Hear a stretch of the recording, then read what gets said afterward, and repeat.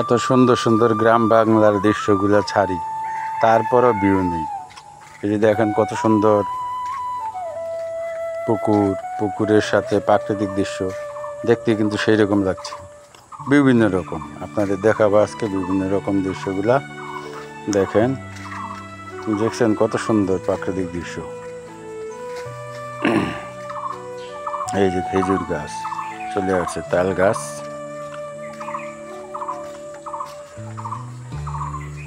গাছে তাল ধরে আছে। এই ভিডিও কি ভাইরাল না হওয়ার কথা, কিন্তু তারপরে আপনারা দেখতেছেন না, ভিউ নেই। প্রাকৃতিক এই যে গ্রামের প্রাকৃতিক গাছ, মানুষ হেঁটে চলছে, এটাও কিন্তু দেখার মতো একটা দৃশ্য। প্রাকৃতিক গ্রামের রাস্তা, কাজ চলছে, এই রাস্তার দৃশ্য। এ হচ্ছে একটা কলা বাগান, কলা গাছ, কলা ধরে আছে, টাটকা কলা। এটা গ্রামে নেই, গ্রামে কিন্তু এগুলো সম্ভব, ঢাকা শহরে এগুলো পাবেন না। খুব সুন্দর কলা গাছের বাগান। এই যে দেখতে পাচ্ছেন, এটা আরেকটা প্রাকৃতিক। ঝিরিঝিরি বৃষ্টি হচ্ছে, বৃষ্টির মধ্যে গ্রামের ক্ষেত খামার এগুলো সব পানিতে ভরে গেছে। সেটাই আপনাদের সামনে আমি নিয়ে আসছি মিউজিকের তালে তালে।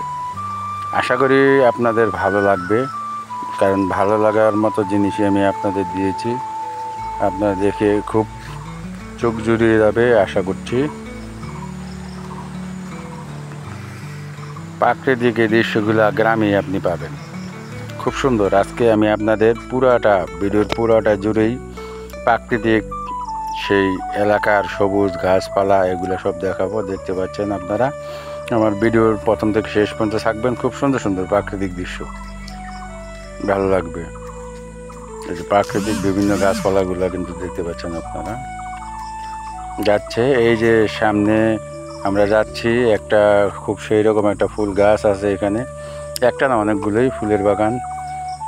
কুলিঞ্জার, এটাকে বলা হয় কুলিঞ্জার, প্রাকৃতিক একটা ফল, খুব সুগন্ধযুক্ত, খুব দেখতে খুব সুন্দর। সেই ফলটার ভিডিও আমি করেছিলাম, সেই ভিডিওটা যদিও অনেক ভিউ হয়েছিল, অনেক ভালো ভিউ হয়েছিল।